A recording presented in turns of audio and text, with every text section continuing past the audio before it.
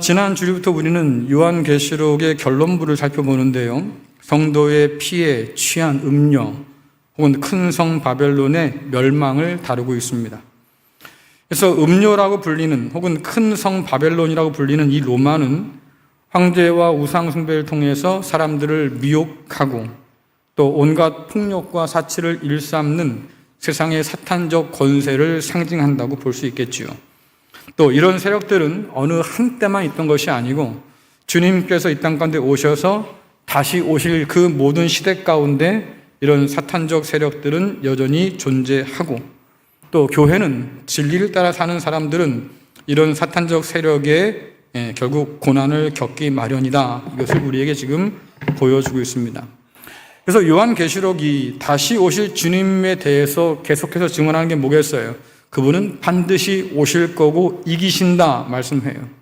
사탄과 그와 동조한 그런 세력들은 반드시 심판받고 멸망당한다 것을 우리에게 보여줘요. 그럼 요한계시록은 왜 이런 이야기를 계속해서 우리에게 해줄까? 세 가지의 환상을 통해서 계속해서 반복해서 왜 이렇게 알려줄까? 결국 우리에게 굉장히 무거운 질문을 던지고 있는 거죠. 음료의 포도주에 함께 취해서 망할 것인가? 아니면 예수 그리스도의 순결한 신부로 살 것인가? 둘 중 하나를 택할 수밖에 없겠다고, 그러면 우리에게 어느 편에 설 거냐고 지금 계속 질문을 던지고 있는 거예요. 요한계시록 17장에 이어서 오늘 우리가 살펴보는 18장도 바벨론이요 음료인 로마의 멸망을 좀 더 자세하게 우리에게 보여주는데요. 특별히 음료뿐만 아니라 그와 연합한 세력들이 도대체 누가 있는지를 우리에게 자세하게 보여줍니다. 자, 요한계시록 18장 1절에 3절 말씀 같이 읽겠습니다. 시작. 2일 후에 다른 천사가 하늘에서 내려오는 것을 보니 큰 권세를 가졌는데 그의 영광으로 땅이 환하여지더라. 힘찬 음성으로 외쳐 이르되 무너졌도다 무너졌도다 큰 성 바벨론이여, 귀신의 처소와 각종 더러운 영이 모이는 곳과 각종 더럽고 가증한 새들이 모이는 곳이 되었도다. 그 음행의 진노의 포도주로 말미암아 만국이 무너졌으며 또 땅의 왕들이 그와 더불어 음행했으며 땅의 행인들도 그 사치의 세력으로 치부하였도다 하더라. 아멘. 심판을 실행할 큰 권한을 하나님께 받은 한 천사가 큰 목소리로 바벨론의 멸망을 선포하죠. 바벨론이 무너졌다. 근데 이 무너진 큰 성 바벨론을 뭐라고 부르냐면 귀신의 소굴로 불려요. 혹은 악한 그런 영들과 불결하고 흉측한 새들의 동굴이 되었다 이렇게 표현하는데, 이 얘기는 결국 뭡니까? 사람이 살 수 없는 그런 폐허가 되었다. 혹은 사람이 살지 못하고 귀신들이 깃드는 그런 광야 같은 곳이 되었다라고 얘기하는 거죠. 종종 우리가 광야에 타조, 승냥이 이런 동물들이 이사야서라든가 이런 데 나오는데, 여러분들 그 동물들의 그 표현들이 우리가 아는 동물에 있는 타조라든가 승냥이 이란 뜻이 아니에요. 그것은 결국 광야에 산다고 했던 악한 영들 혹은 괴물들 이런 어떤 것을 드러내는 일들이거든요. 그러니까 그렇게 화려했고 했던 그 바벨론 혹은 로마가 그렇게 망가지게 되어서 결국 사람이 살지 못하고 귀신이나 괴물들이 사는 곳이 되고 말았다라고 하는 거죠. 그래서 화려했던 바빌론의 그 과거의 모습과 대조해서 하나님의 심판이 얼마나 참혹한지를 우리에게 보여주고, 그 심판으로 인해서 바빌론이 얼마나 큰 비참함을 겪는가를 우리에게 보여주는 거예요. 세상을 취하게 한 그의 포도주는 황제와 우상 숭배의 종교적 타락, 그리고 이를 바탕으로 한 경제적 탐욕을 우리에게 보여주지요. 그래서 타락한 정치 세력의 폭력들, 그리고 종교 세력의 거짓된 미혹들, 그리고 경제 세력의 탐욕이라고 하는 이 세 가지가 한때 뭉쳐서 선을 이룬 것이 아니라 악을 이루는데 결국 성도의 피를 흘리게 되고, 그리고 또 예수의 충성된 증인들을 죽음에 이르게 하는 그런 악행들을 그들이 저지르고 있다고 얘기하고, 결국 이런 악행에 대해서 하나님께서 그냥 두지 않으셔서 반드시 심판할 것인데, 바벨론만 심판당하는 것이 아니라 그와 함께 음행하고 그와 함께 취해서 모든 권력을 나누어 가졌던 이 땅의 모든 나라에 임할 거다라고 말씀하는 거예요. 여러분, 성경이라고 하는 것은, 혹은 성경의 진리라고 하는 것은 이렇게 우리의 어두운 눈을 밝혀서 온갖 화려함 뒤에 감추어진 세상의 거짓, 세상의 이면들을 우리에게 보여줍니다. 진리가 아니라고 하면, 하나님의 말씀이 아니라고 하면, 그래서 부름받아서 그리스도 예수의 사람이 되고 하늘에 속한 사람이 아니라고 하면 우리도 역시 그들 중에 하나가 되어서 세상의 음행에 취하고 포도주에 취하고 그렇게 범죄하며 살겠다. 하지만 이제 우리는 어둠에서 불러내어 주셔서 빛으로 부름받았고 그 진리의 빛으로 말미암아서 우리가 이제까지 보지 못했던 세상의 그 어두운 이면들을 우리가 목도하게 되었다. 여러분들, 눈이 어두운 분들이 종종 병원에 가서 수술 받잖아요. 눈을 여는 수술을 해요. 개안수술이라고 하지요. 그래서 눈을 뜨고 결국 세상의 사물들을 보게 되는데, 그러나 그렇게 개안 수술을 받은 이후에도 여전히 눈을 감고 산다고 하면 그게 무슨 의미가 있겠어요? 마찬가지로 복음은 우리의 눈을 열어서 세상의 이런 이면들을 우리에게 보여주는데, 우리가 눈을 감고 살면 결국 복음에 눈뜬 것이 아무 의미가 없겠다. 이런 사람들은 복음을 자기 안에 가두어 버린 사람이에요. 스스로는 그렇게 말합니다. 성경적인 믿음이 중요하지요. 혹은 복음적이라고 하는 말을 사용하면서 자기의 믿음이 온전하다고 생각하겠지만, 엄밀히 말하면 신앙이라고 하는 것을 개인적 영역으로 축소시켜버린 거예요. 크신 하나님을 그저 자기 주머니 속에 들어갈 만한 하나님으로 작게 만들어버린 거예요. 그러면서 그것이 진짜 신앙생활인 양 착각하며 산다고 하는 거지요. 아마도 스스로는 그렇게 생각할지 모르겠습니다. 이게 바로 순수한 믿음이지라고 주장하겠지만, 그러나 그것은 주장일 뿐이에요. 왜? 주께서 말씀하잖아요. 내가 너에게 진리의 등불을 주었는데 너는 그것을 돛박으로 덮어버려서 그 빛이 비치지 못하도록 하고 있구나. 그럼 복음이라고 하는 것은 나를 밝히는 빛일 뿐만 아니라 성경 보니까 세상을 밝히는 빛이에요. 그 복음을 통해서, 말씀을 통해서 세상의 악을 꿰뚫어 보고 그래서 분별하게 해서 하나님이 기뻐하신 것이 무엇인가를 보게 해주는 것이 진리의 말씀이잖아요. 그러니까 하나님과 복음을 우리 생각으로 재단해버리고 제한해버린다고 하면 진짜 봐야 할 것을 보지 못하고 결국 눈 감고 사는 사람과 별반 다르지 않겠다. 예수님께서 바리새인을 책망한 이유가 뭡니까? 너희는 본다고 하지만 그게 문제다. 왜? 본다고 하지만 진짜 보지 못하지 않냐 그 말이에요. 너희는 눈뜬 소경과 같아서 결국 본다고 하지만 보지 못하고, 너도 그 길을 제대로 가지 못하면서 남도 결국은 구덩이에 끌어가는 그런 어리석은 사람에 불구하다라고 분명히 경고하셨는데, 그 경고가 오늘 우리에도 해당될 수 있다고 하는 거예요. 우리나라는 성경을 사랑한다고 말합니다. 그렇죠? 말씀을 사랑한다고 해서 성경을 읽기도 하고 쓰기도 하고 공부도 하고 여러 가지 교재를 가지고 말입니다. 성경을 심도 있게 연구한다고 해요. 하지만 종종 그것은 수박 겉핥기에 지나지 않을 때가 많다. 그 말씀이 진짜 말하고자 하는 것을 우린 종종 놓친다. 왜? 눈을 감고 살거든요. 자기 중심적인 성경 읽기가 그래서 위험한 거예요. 하나님께서 이 말씀을 통해서 우리에 관해서 세상에 대해서 무엇을 말씀하실까? 그것을 바라볼 수 있어야 진리를 통해서 분별하고 하나님이 기뻐하시는 걸 위해서 삶을 드릴 수 있을 텐데, 그게 안 되니까 결국 우리는 매번마다 쳇바퀴 도는 것처럼 제자리만 맴돌 뿐이다 하는 얘기죠. 오늘 우리 말씀에서 뭘 보겠습니까? 폭력적인 정치 권력, 미혹하는 거짓 종교 세력들, 그리고 탐욕으로 얼룩진 경제 세력들이 반드시 등장하잖아요. 그리고 이들이 사탄의 권세 아래 함께 야합해서 어떤 일을 저지르고 사는지 오늘 말씀이 고스란히 우리에게 보여줘요. 여러분들, 경제의 영역은 하나님의 영역이 아닙니까? 부정한 권력의 영역들은 하나님의 영역이 아닐까요? 여러분이 정직하게 살지 못하는 그 삶의 영역들은 하나님의 영역이 아닐까요?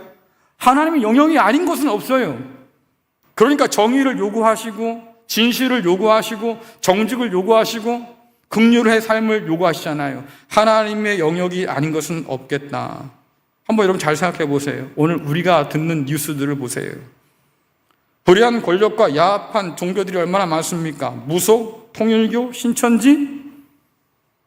그들이 그렇게 야합해서 서로의 이익을 위해서 어떤 일을 저지르는지 보시라고요. 근데 참 안타깝게도 이제는 대형교회 목사의 이름이 오르내려요. 솔직히 말씀드리면 아니면 좋겠어요. 왜? 그렇게 열심히 복음 전하고 그렇게 열심히 전도하고 교회가 그렇게 사회에서 빛과 소금 역할을 감당하기 위해서 몸부림치는데요. 이런 사건 한번 터지고 방송 타기 시작하면요. 길 다 막혀요. 우리가 아무리 복음을 전하려고 해도 세상 사람들이 받아들이려고 하질 않아요. 하나님의 영광을 위해 세움받은 사람들이 교회가 하나님의 영광을 가리는 일들을 한다고 하면 저는 이 모든 것이 그저 의혹에 불과하겠고 그냥 지나가면 좋겠고 아무런 혐의가 없으면 좋겠다고 한편으로 굉장히 바라지만 한편 그래서 불안하기도 합니다. 예전에 어떤 분이 저한테 그러셨어요. 목사님, 큰일 났어요.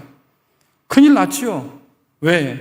그 당시에 또 어떤 대형교회 목사님이 큰 일을 저질러가지고 말입니다. 매스컴을 타고 난리가 났거든요.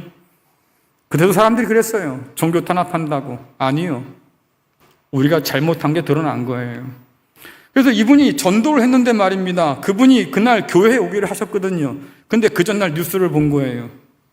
그리고는 전화해서 그러더래요. 교회 못 가겠다. 여러분들, 그냥 단순한 문제가 아닌 거예요. 왜 이런 일이 벌어질까? 수술 가까이 하면 검댕이 묻어요. 금묵자학이란 말이 있지 않습니까? 태양을 가까이 가면요, 결국 타 죽어요. 불이 뜨거운데 말입니다. 그 불에 적정한 거리를 유지 않고 가까이 다가가면 결국 뭐예요? 우린 되잖아요. 결국 왜 이런 끔찍한 일들이 생길까? 권력과 거리두기에 실패해서 그래요. 기독교는 승리한 기독교가 아니에요. 그리스도 예수와 함께 고난받는 기독교고 그리스도 예수의 십자가의 길을 따라가는 기독교죠. 우리가 승자가 되었다고 주장하는 순간 우리는 결국 망하는 거예요. 그런 일이 지금 벌어지고 있는 거죠. 하나님의 심판은 이런 야합이 가져온 폭력이 무엇인가를 우리에게 보여주는 겁니다. 자, 요한계시록 18장 5절에서 7절 말씀 함께 읽겠습니다. 시작. 그의 죄는 하늘에 사무쳤으며 하나님은 그의 불의한 일을 기억하신지라. 그가 준 그대로 그에게 주고 그의 행위대로 갑절을 갚아주고 그가 섞은 잔에도 갑절이나 섞어 그에게 주라. 그가 얼마나 자기를 영화롭게 하였으며 사치하였든지 그만큼 고통과 애통함으로 갚아주라. 그가 마음에 말하기를 나는 여왕으로 앉은 자요 과부가 아니라 결단코 애통함을 당하지 아니하리라 하니 아멘. 12절부터 13절에 보면요, 그들이 가지고 있던 사치품의 목록이 쭉 나옵니다. 지금도 상당히 값비싼 물건들을 그들은 마음껏 누리며 살았어요. 근데 그 목록 끝에 뭐가 나오냐면 종들과 사람들의 영혼도 사고 팔았다 이런 표현이 나거든요. 결국 인신매매했다 혹은 노예장사했다 그 말인데 그들이 그렇게 마음껏 누리는 모든 사치와 영화가 어디서부터 비롯되느냐라고 하니까 결국 타인의 고통과 슬픔에서 얻은 거예요. 그래서 뭐라 그럽니까? 고통과 애통함으로 그만큼 갚아주어라. 그들이 누군가의 눈에서 흘린 눈물만큼 그들이 누군가의 삶에 준 고통만큼 고스란히 돌려주어라 그 말이에요. 남의 것을 빼앗고 착취한 것들, 다른 나라를 쳐들어가서 정복해서 말입니다. 그 나라의 자원과 인력을 사로잡아 와서 그렇게 팔고 사고해서 누린 그 모든 사치와 영화들, 거기에 대해서 하나님이 심판할 거다. 그러니 그들이 그렇게 연합해서 결국 한 일이 뭐겠습니까? 타인의 삶을 망가뜨리는 일이에요. 폭력을 일삼은 일이에요. 하나님께서 기뻐하지 않는 일인 거죠. 여러분들 창세기에 보세요. 왜 하나님께서 세상을 물로 심판하셨을까? 그 가운데 보면 폭력이 점점점 증가해요. 가인이 아벨을 쳐 죽이지요.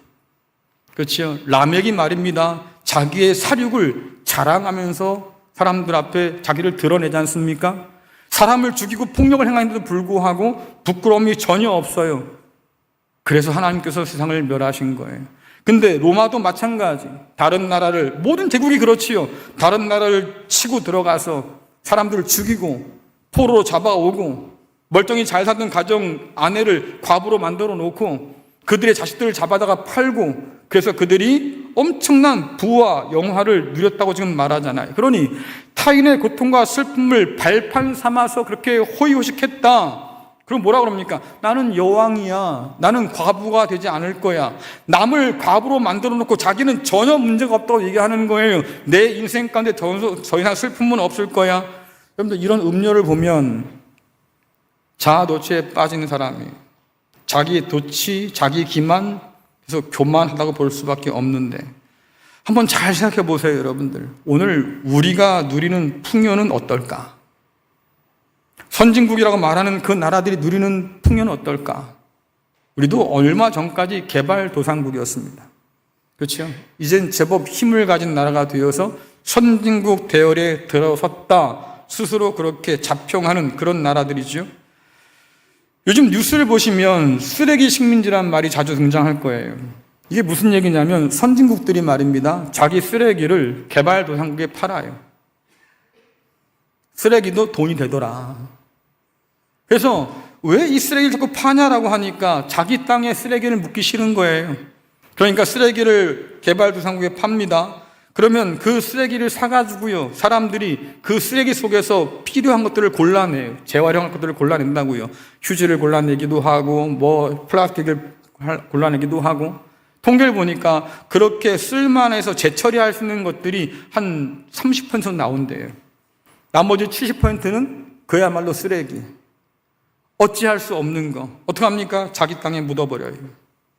그래서 얼마 전에 일간지에서 뭐라고 그러냐면, 선진국 쓰레기 때문에 한 마을이 잠겨버렸다, 이런 기사와 함께 선진국의 쓰레기가 개발도상국으로 흐른다, 이렇게 고발하는 기사를 봤어요. 이런 일들이 어제 오늘의 일이 아니잖아요. 다국적 기업들이 말입니다, 유해한 공장을 세워요. 물건을 만드는 가운데서 매연이라든가 아니면 환경적으로 좋지 못한 것들이 자꾸 나오니까 자기 나라에서는 법으로 엄격하게 규제하거든요. 그럼 어디로 갑니까? 물건은 만들어야 되고. 그러니까 동남아시아라든가 이런 개발도상국으로 가는 거예요, 공장이. 근데 개발도상국에서는 말입니다, 선택의 여지가 없어요. 왜? 우리는 가난해서 그런 공장을 유치해가지고 사람들이 일자리를 얻어야만 그래도 나라가 돌아간다고 생각하니까 그것을 받아요. 그래서요, 거기서 값싼 노동력을 가지고 제품을 만들어내요. 근데 그 과정 가운데 말입니다, 폐수가 나타난단 말이에요. 어떡합니까? 불법으로 그냥 강에 방류합니다. 아주 독한 폐기물들이 나타나요. 어떡합니까? 그냥 불법으로 그냥 매립해버려요. 그래서 이전에 한번 다큐멘터리를 봤는데, 옷을 만드는 공장에서 그 염료를 그냥 다 버리니까 강이요, 색깔이 완전히 바뀌었어요. 물고기도 못 살아요. 여러분, 물고기도 못 살지 사람 살겠어요? 사람도 못 살지요. 누가 저지른 일이에요? 대기업이 저지른 일이에요. 다국적 기업이 저지른 일이에요. 불법 폐기물을 완전히 묻어버려가지고 말입니다, 사람이 농사를 지을 수가 없는 상황이 돼버렸어요. 한 마을이 완전히 망가졌습니다. 이런 일들이 어제 오늘의 일이 아니다. 강대국에 의해서, 소위 말하는 선진국에 의해서 저질러지는 이런 경제 약탈 행위가 여전히 이 땅엔 있다, 그 말이에요. 그러니 하나님께서 그것을 기뻐하시겠냐고요. 그런데 선진국 대열에 들어갔다고 큰 소리 치는 오늘 우리가 누리는 이 모든 부는 괜찮을까요? 우리도 이 죄에서 자유로울 수가 없겠다. 요한계시록은 이러한 음료의 죄가 하늘에 닿았다라고 고발을 해요. 음료의 죄가 하늘에 닿았다고 하는 것은 하늘에 누가 계십니까? 하나님께서 좌정하신 보좌가 있는 곳인데 그 하늘까지 바벨탑처럼 그 죄가 쌓였다. 결국 이 모든 죄가 하나님의 주권에 도전하는 강력한 죄라는 것을 우리에게 보여줘요. 그래서 말씀이 뭐라고 그래요? 하나님께서 그런 음료의 죄를 기억하신다. 그 보좌 위에 좌정하셔서 세상을 굽어 살펴보시는 하나님이신데, 그래서 이스라엘 백성이 노예 생활할 때 말입니다, 그들의 모든 고통과 눈물들을 다 보신 하나님, 그래서 그들을 구원하시기 위해서 친히 내려오신 바로 그 하나님, 그러니까 보좌 위에 앉아 계신 그 하나님은 긍휼의 하나님이에요.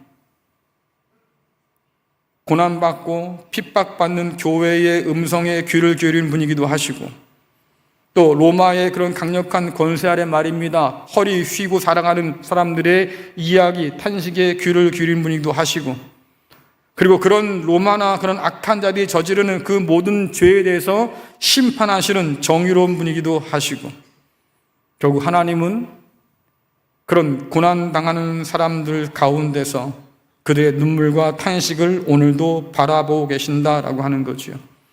자, 요한계시록 18장 20절 24절 같이 읽겠습니다. 시작. 하늘과 성도들과 사도들과 선지자들아, 그로 말미암아 즐거워하라. 하나님이 너희를 위하여 그에게 심판을 행하셨음이라 하더라. 선지자들과 성도들과 및 땅 위에서 죽임을 당한 모든 자의 피가 그 성중에서 발견되었느니라 하더라. 아멘. 선지자와 성도들, 하나님의 사람들 혹은 그리스도 예수에 충성된 증인들, 그들만을 위해서 하나님이 심판한 게 아니에요. 말씀 보니까요, 땅 위에서 죽임당한 모든 자의 피, 다시 말해서 로마가 흘린 그 모든 피에 대해서 하나님이 심판하신다는 뜻이잖아요. 그 당시에 로마 사람들은요, 로마 통치 아래 있던 악한 사람들은 교회와 성도를 핍박할 때 말도 안 되는 이야기를 가지고 핍박했어요. 다시 말하면 그들이 믿는 신들을 성도들이 믿지 않는다고 무신론자라고 낙인 찍어서 핍박했어요. 황제를 숭배하지 않는다고 해서 반역자로 몰아서 핍박했어요. 무슨 악행을 해서가 아니에요. 그리스도 예수를 믿고 살고자 몸부림쳤는데 그들의 입장에서 볼 때는 이 사람은 우리에게 해로움을 주는 무신론자야, 혹은 황제를 숭배하지 않는 반역자야, 그렇게 해서 그들을 핍박하고 몰아 죽였다고요. 하나님 뭐라고 말씀하십니까? 내가 그들의 죄를 똑똑히 보았고 내가 너희들의 고난들을 똑똑히 보았으니까 내가 그 심판을 통해서 너희의 억울함을 풀어줄 거야 말씀하셔요. 그뿐 아니라 로마의 폭력 아래 죽임당한 수많은 사람들, 그들의 눈물과 탄식에 대해서 하나님이 정의로 응답하신다고 오늘 말씀합니다. 그렇다고 하면 여러분 잘 생각해 보세요. 이 시대 가운데 참된 교회는 도대체 어떤 교회일까? 여러분 어떤 교회가 참된 교회라고 생각하십니까? 여러분이 어떤 교회를 바라보면서 야, 저 교회는 진짜 교회야 이렇게 말씀할 수 있을까요?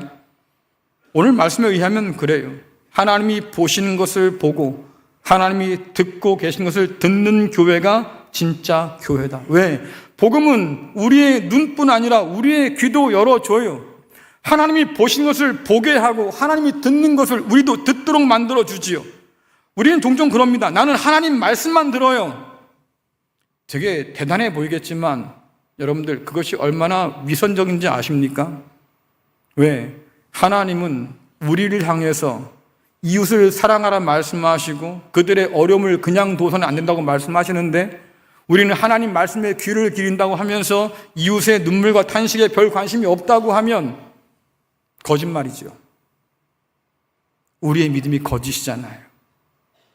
그래서 말씀드리는 거예요. 하나님이 보시는 것, 그래서 누군가 핍박받고 죽어가고 로마에 의해서 그 권세들에 의해서 말입니다. 삶의 자리를 뺏기고 사랑하는 삶을 잃고 이 모든 탄식들을 과연 우리가 볼까? 바울은 만물의 탄식을 듣는다고 말하는데 하나님께서 그 만물의 탄식을 들으시고 그 만물을 회복시키기 위해서 아들을 보내시고 새 창조를 이루시는 과정 가운데 놓여 있는데 과연 우리는 하나님의 백성이라고 하면서 그 만물의 탄식에 귀를 기울일 줄 알까? 그래서 성경이 말하는 거예요. 음녀의 화려함에 눈과 귀를 뺏기면 못 들어요. 보질 못해요. 교회를 다니고 내가 하나님을 믿어요 라고 말은 하면서도 그러나 여전히 세상의 그 화려함에 내 눈과 마음을 뺏기고 살면 하나님이 듣고 계신 것을 듣지 못하고 하나님이 보고 계신 것을 보지 못한다. 그러면 우리는 진짜 교회라고 말할 수가 없다 그 말이죠. 진리를 통해서 우리의 눈이 열리고 우리의 귀가 열릴 수 있기를 간절히 축원합니다. 하나님이 보신 것을 볼 수 있을 때, 하나님께서 듣고 계신 것을 우리가 들을 수 있을 때 비로소 우리는 하나님과 같은 편에 서 있는 사람인 거예요. 여러분들 요한계시록 18장 8절 또 21절 함께 읽겠습니다. 시작. 그러므로 하루 동안에 그 재앙들이 이르리니 곧 사망과 애통함과 흉년이라. 그가 또한 불에 살라지리니 그를 심판하시는 주 하나님은 강하신 자이십니다. 이에 한 힘센 천사가 큰 맷돌 같은 돌을 들어 바다에 던져 이르되 큰 성 바벨론이 이같이 비참하게 던져져 결코 다시 보이지 아니하리로다. 아멘. 여러분들, 큰 성 바벨론이 마치 큰 맷돌처럼 바다에 던져졌다. 그럼 맷돌이 바다에 던져지면 어떻게 되겠어요? 가라앉겠지요. 그렇죠? 한번 가라앉는 그 맷돌이 다시 떠오를 수 있을까요? 떠오르지 못해요. 그러니까 뭐라 그럽니까? 다시 보이지 아니한다. 그만큼 철저하게 심판으로 무너진다. 근데 그 심판하신 분이 누구냐라고 하니까 강하신 자 우리 하나님이에요. 하나님이 그 모든 악을 심판하신다. 아무도 믿지 않았어요. 세상에 로마가 제일 강력한 나라인데 누가 로마를 심판할 수 있을까? 아무도 믿지 않았다고요. 근데 요한계시록이 얘기하는 거예요. 그렇게 로마가 강력한 그 시대 가운데 성경이 말씀하신 거죠. 그 성이 망할 거야. 그럼 여러분들, 이게 얼마나 배짱 있는 얘기겠어요? 얼마나 용기 있는 이야기겠어요?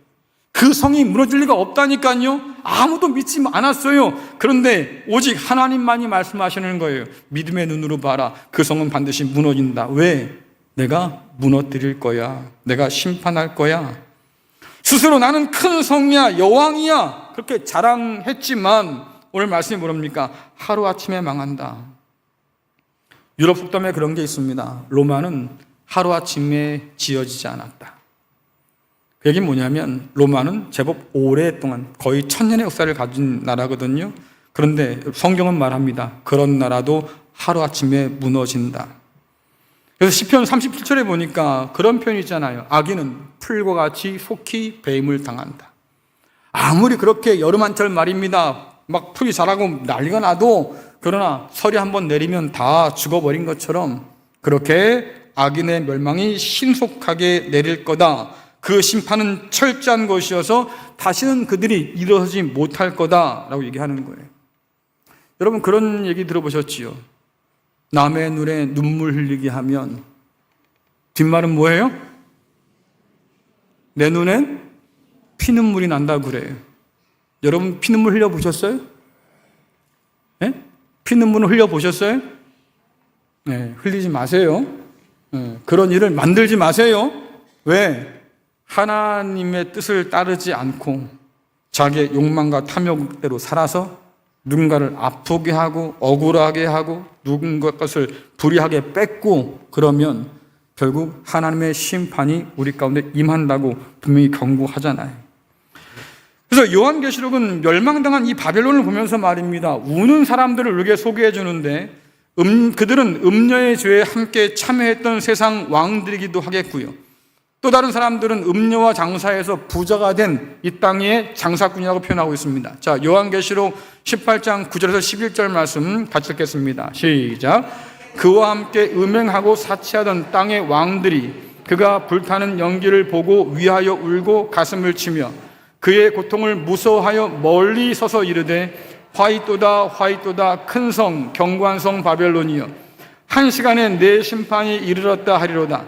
땅의 상인들이 그를 위하여 울고 애통하는 것은 다시 그들의 상품을 사는 자가 없음이라. 아멘. 한번 생각해 보세요. 상가집에 갔는데요, 누가 그렇게 목 놓아 울어요. 그러니까 상주가 가만히 보다 보니까 궁금한 거예요. 도대체 저분은 누구시길래 와서 그렇게 서럽게 울고 막 슬프게 울까? 그래서 물어봤어요. 예, 고인과 실례하지만 어떤 관계신데 그렇게 웁니까? 그러면 보통 우리가 할 수 있는 얘기 중에 하나는 그겁니다. 아유, 내가 참 사랑하는 친구인데요, 그 친구가 나를 남기고 먼저 떠났어요. 이게 얼마나 슬픈지 모르겠어요. 뭐 이래야 좀 공감이 될 텐데 말입니다. 이 친구가요, 평소에 술을 너무 잘 샀어요. 예, 이 친구가 죽고 나면 누가 나한테 술 사줄까 그게 걱정이에요.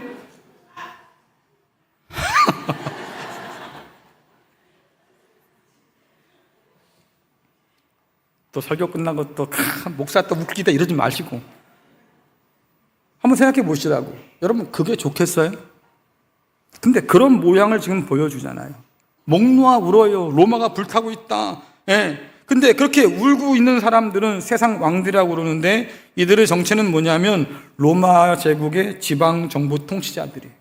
너무나 나라가 크니까 그 나라를 나누어서 지방 통치자들을 세워놨어요. 그러니까 이들은 로마의 폭력과 그리고 우상 숭배에 가담한 사람들이기도 하고 그렇게 로마가 사치를 누릴 때 그 사치를 함께 누렸던 사람들이에요. 근데 이들이 불타는 로마를 보면서 말입니다. 엉엉 울어요. 슬퍼합니다. 왜 그럴까? 망했기 때문이 아니에요. 망했기 때문에 내가 얻지 못한 것들이 생긴 거지요. 그동안 로마가 강성할 때는 그들을 통해서 내가 권력도 얻어 누렸고 많은 부도 얻어 누렸는데 이제는 그것을 더 이상 누리지 못해서 아쉬운 거예요. 나에게 술 사줄 친구가 죽었으니까 너무 아쉬운 거지. 또 한 가지 뭡니까? 바벨론의 그 죄 가운데 나도 참여했으니까 언젠가 저 바벨론처럼 나도 멸망할 수 있겠구나. 너무 불보듯 뻔한 거지요. 그래서 슬퍼한다. 근데 말씀 보니까 뭐라 그럽니까? 멀찍이 떨어져서. 왜요? 불똥 튈까 두려운 거예요. 그런 사람들이 하나 더 나오지요. 그래서 손절한 사람이 나타나는데 음료와 손을 잡고 장사해서 부자가 된 장사꾼이에요. 자, 요한계시록 18장 15절부터 19절 말씀 읽어보겠습니다. 시작. 바벨론으로 말미암아 치부한 이 상품의 상인들이 그의 고통을 무서워하여 멀리 서서 울고 애통하여 이르되 화이또다 화이또다 큰 성이여 세마포 옷과 자주옷과 붉은 옷을 입고 금과 보석과 진주로 꾸민 것인데 그러한 부가 한 시간에 망하였도다.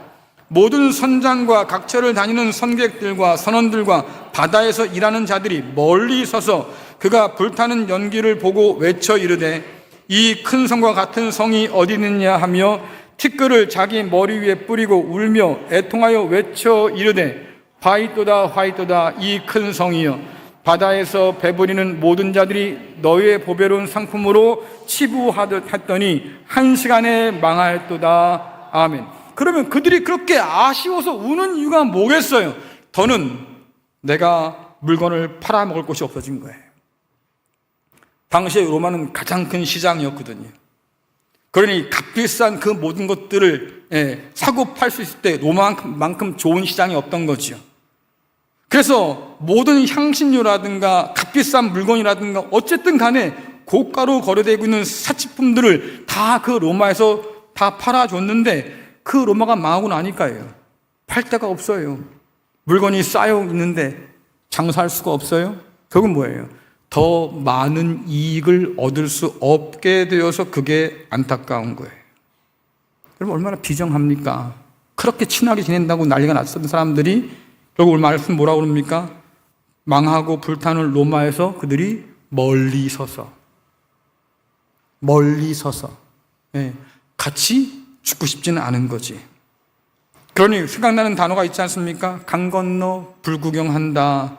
그래요. 그렇게 무너지는 바벨론을 보면서 여전히 그들이 속상하고 안타까운 단 한 가지, 야 이제 좋은 시절 다 갔구나. 내가 쌓아놨던 것들을 다시 사서 말입니다. 내 부를 채울 수가 없겠구나. 그게 안타까운 것뿐이. 참 비정한데 여러분 생각해 보면 이 시대도 그렇게 비정합니다. 전쟁이 일어나요. 재난이 발생해요. 그럼 여러분 같으면 무슨 생각을 하시겠어요? 전쟁이 일어났어요. 지진이 일어나서 사람 많이 죽었어요. 그럼 여러분 뭘 생각하겠냐고? 어떤 생각해요? 아무 생각 없어요. 죽든지 말든지 나랑 상관없어요. 왜? 우리 집이 무너진 것도 아니고요. 우리 집이 뭐 물에 흘려간 것도 아니고요. 우리 땅에 전쟁 난 것도 아니고요. 아무 생각 없어요? 그럼 안 되잖아요. 그렇죠? 적어도 전쟁이 빨리 끝나면 좋겠다. 저거 어떡하면 좋아. 저 사람들 큰일 났네. 이런 안타까운 마음 가져야지. 근데 어떤 사람들은 너무나 비정해서요. 전쟁이 나거나 재난이 발생하면 그다음부터 계산기도 드려요. 주식이 뭐가 오를까? 어떤 주식을 사야 될까? 비정한 거지요. 그들이 겪게 되는 전쟁이나 재난은 내 부를 축적할 기회일 뿐이지 그들의 고난과 고통들은 강 건너 불구경한다 그 말이에요. 사람들이 그러죠. 강 건너 불구경 재밌다고 그래요. 그렇죠? 왜? 내 집이 타는 건 아니거든요. 그러니 그들의 급박한 마음들을 이해할 수가 없는 거지요. 그런 의미에서 여러분들, 돈이 사람 목숨보다 더 대우받는 이 세상 여전히 사탄적이에요. 일하는 사람들의 안전을 도모하지 못하고 그 돈이 아까워서 아끼다가 사람이 죽어요? 비정한 거예요. 사탄적인 거예요. 어느 한 기업가가 말입니다. 지하에서 일하는 사람들이 너무나 막 뜨거우니까, 그래서 그 지하에서 일하는 사람들이 뭔가를 요청을 했어요. 우리에게 에어컨을 좀 놔주십시오. 얼마 전에도 여러분 지하에서 주차하시는 분들이 사망하셨잖아요. 너무 더워서. 예, 제발 우리를 위해서 에어컨 놔주십시오. 그러니까 이 사람이 무슨 머리를 굴렸냐면, 그건 좀 어렵겠고요. 앰뷸런스를 항시 대기해 놓을게요. 정신 나간 거죠. 왜? 사람이 쓰러지면 그 자리를 채울 인간들은 많아요. 하지만 그들을 위해서 내가 에어컨을 놓는다? 비용이 너무 많이 들어요. 그러니까 사람이 쓰러지면 즉시로 내가 병원에 데려가겠습니다. 결국 뭐의 문제예요? 비용의 문제잖아요. 그렇게 세상은 비정하다. 그런 세상을 성경은 뭐라고 가르칩니까? 사탄적이다라고 말하는 거예요. 그렇다고 하면 오늘 이 말씀을 통해서 요한계시록이 저와 여러분에게 혹은 그 시대의 교회들에게 정말 하고 싶은 얘기가 뭘까? 이게 중요하잖아요. 자, 요한계시록 18장 4절 말씀 우리 마지막으로 읽겠습니다. 시작. 또 내가 들으니 하늘로부터 다른 음성이 나서 이르되 내 백성아 거기서 나와 그의 죄에 참여하지 말고 그가 받을 재앙들을 받지 말라. 아멘. 이 얘기하고 싶은 거예요. 말씀을 준비하면서 영화 타이타닉 장면들이 좀 떠올랐어요. 여러분, 타이타닉은 당시 최고 기술로 만든 가장 큰 배였습니다.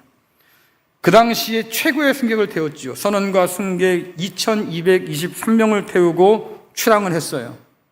얼마 가지 못해서 빙하와 충돌해서 약 2시간 반에서 3시간, 그 짧은 시간에 침몰하고 말았습니다. 3년 동안 만들었는데 3시간 안에 침몰하고 말았어요. 그 침몰하는 배에서 탈출한 사람이, 그래서 구조받은 사람이 710명이었어요. 절반 이상의 사람이 다 죽은 거죠. 영화를 보면, 제가 그 현장에 있던 건 아니니까, 영화를 통해서 재구성한 장면들을 보면요, 몇 가지 장면들이 겹치는데, 하나는 침몰하는 배에서 살고 싶어서 바다에 뛰어든 사람이 있습니다. 구명정을 타고 구명조끼를 입고 그러고 살기 위해서 탈출한 사람들의 그런 모습들이 보이고요. 또 한편에서는 말입니다. 그들이 버리고 간 가방을 뒤진 사람들이 있어요. 귀금속, 그렇죠? 목걸이 이런 거, 비싼 거 그거를 챙겨가지고 주머니에 막 넣어요. 주머니에 넣고 말입니다. 결국 그러다가 배가 점점 가라앉아서 빠져나올 시간을 놓쳐요. 그래서 결국 물에 잠겨 죽는다. 제가 왜 그 장면이 생각났을까? 오늘 말씀이 그거예요. 악한 바벨론 반드시 망한다. 근데 그것만 말하고 싶은 것이 아니고, 그러니 너희들은 그 악한 바벨론에 함께해서 망하지 말아라 그 말이에요.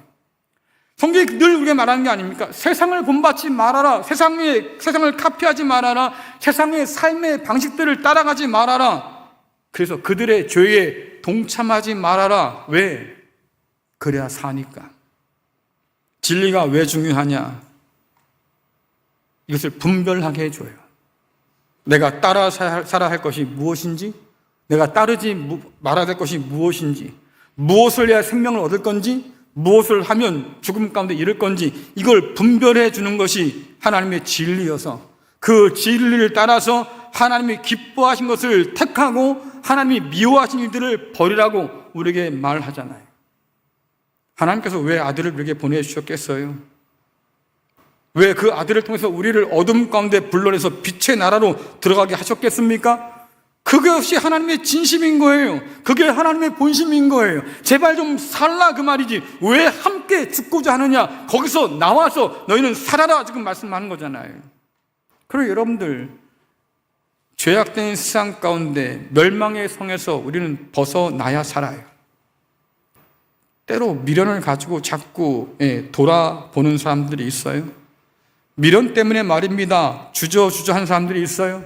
그러다가 결국 함께 망할 뿐이다. 그러니 사랑하는 성도 여러분, 진리를 통해서 눈을 뜨시고 귀가 열릴 수 있기를 간절히 축원합니다. 세상의 달콤함에 속지 마시고 그 술에 취하지 마세요. 이미 하나님은 저와 여러분들을 빛으로 불렀다고 말씀하시고 뭐라고 합니까? 다시는 어둠의 일에 참여하지 말아라. 다시는 그 어두운 일 가운데 손 담그지 말아라 라고 분명히 말씀하잖아요. 그러니 벗어나야 살아요. 도망가야 살아요. 거짓된 것으로부터, 거짓된 복음으로부터 벗어나야 살아요. 회개함이 없는 거짓된 복음, 죄를 죄라 말하지 못하는 거짓된 복음, 하나님께서 기뻐하신 것이 무엇인지 가르쳐주지 못하는 그런 복음, 거기에 빠져 살다가는 결국 우리는 생명을 잃고 만다. 그러니 주님의 주신 이 말씀을 통해서 우리의 눈이 열리고 귀가 열려서 생명을 택하는 은혜가 있기를 간절히 축원합니다. 시대의 어둠은 계속해서 우리의 눈을 가리려고 할 거예요. 보지 못하게 만들 거고 이 세상이 영원할 것처럼 그렇게 속이겠지요. 하지만 오직 진리에 눈뜬 사람만이 살 길을 찾아서 도망가고 결국 하나님의 선한 뜻을 따라서 살아서 그 영광을 보게 됩니다. 오늘 저와 여러분에게 이 은혜가 있기를 간절히 축원합니다.